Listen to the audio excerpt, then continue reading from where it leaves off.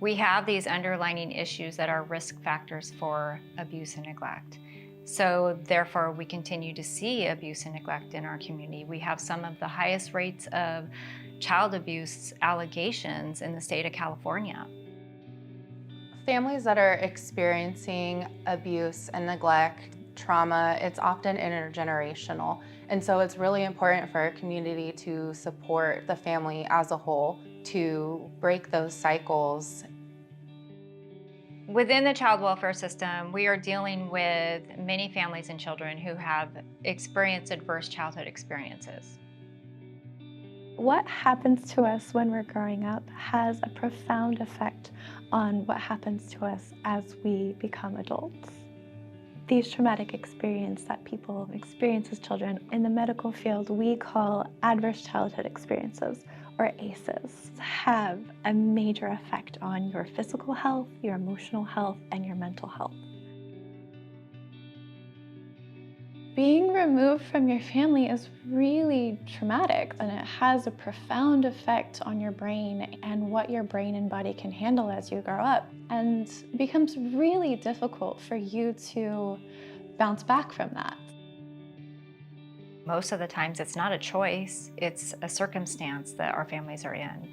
And we look at helping these families through a resource lens, then we're going to have a better chance at supporting families. But in order to do that, we have to have improved resources and services.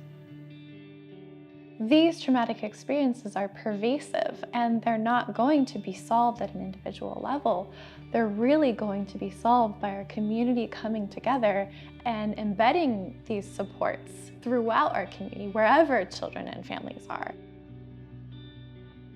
When we look at a child who has been removed from their home and they're placed under the jurisdiction of the court, they're placed in the child welfare system, that's a system within itself. And then they're impacted by all of these other systems around them. The medical system, the mental health system, the educational system, sometimes it's the criminal system. We have a CASA system that's involved. And if there's any gaps in the services that are being provided, that's going to impact the family's ability to reunify. I am because we are. That's our community. The child that we're pulling out of the water and protecting, that child is because we are. So we need to all come together and figure out how to support that child, how to support the caregivers to that child. That's what we want for our youth, and that's what we want in our community, is to grow these healthy, safe, resilient adults so that we're not creating additional trauma.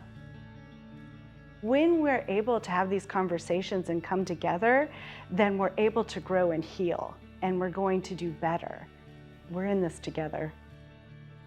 If we want to make a positive change, if we want to break generational cycles, if Del Norte County wants to change its circumstances, it needs to put its focus on its children. There is an opportunity for change. We can, as a community, come together by looking upstream and address a problem before it happens.